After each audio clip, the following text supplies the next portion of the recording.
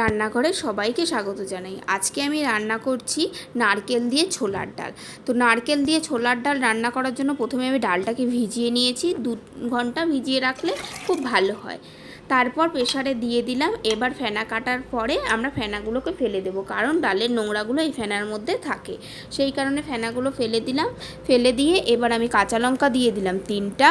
এর মধ্যে আমি এবার হলুদ দেব এবং লবণটাও দিয়ে দেব।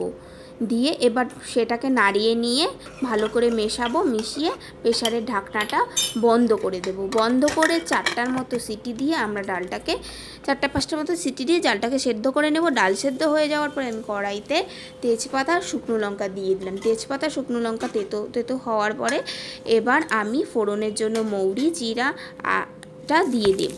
কালো জিরাটাও দিয়ে দিয়েছি। তো এটাকে ভাজা ভাজা করে নেব। ফোড়নটাকে যখন প্রায় গরম হয়ে যাবে তখন এর মধ্যে আমি টমেটো দিয়ে দেব। টমেটোটা ভালো লাগে এই কারণে, এটা একটা অন্যরকম ফ্লেভার আসে। যাই হোক, এটা দেওয়ার পর টমেটোটা যখন একটু গলে গলে যাবে সেই সময় আমি ঘি দিয়ে দেব। ঘিটা আমি আগে দেইনি। তো ঘি দেওয়ার পরে ঘিটা মেশানোর সঙ্গে সঙ্গে এখানে আমি নারকেলটা দিয়ে দেব। নারকেলটাকে আমি ঘিয়ে ভাজবো, সেটা একবারে করব বলে এবং তাড়াতাড়ি এবং চটজলদি করব বলে আমি ঘিটা পরে দিয়ে তার মধ্যে নারকেলটা দিয়ে দিলাম। আমি কেউ চাইলে নারকেলটা আগে ভেজেও উঠিয়ে রাখতে পারে ঘি দিয়ে। তো যথারীতি আমি একবারে ভেজে নিয়েছি। দেখো আমার ফোড়নের মশলাগুলো সবগুলো মিশে গেছে। এবার আমি এর মধ্যে ডালটাকে ঢেলে দেবো। আমি যে সেদ্ধ করে রেখেছিলাম ডালটা, সেটাকে এর মধ্যে ঢেলে দেব। এই ডালটা ঢেলে দিলাম, জল মিশিয়ে আর একটু ঢেলে দিলাম।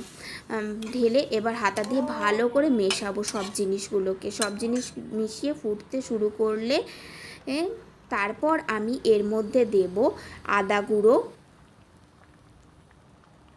আদা গুঁড়ো দিয়ে মিশিয়ে নিয়ে আর একটু ঘি আর চিনি দিয়ে দেব। চিনি দিয়ে টেস্ট করে তারপর আমি এটাকে নামিয়ে ফেলবো। আমার ডাল কিন্তু হয়ে গেছে। তো চলো, তোমরাও এরকমভাবে ডাল বানিও। খুব সহজে নারকেল দিয়ে ছোলার ডাল হয়ে যাচ্ছে। কেমন হয় তোমরাও জানিও। Thank you. আজকের মতো এখানেই শেষ।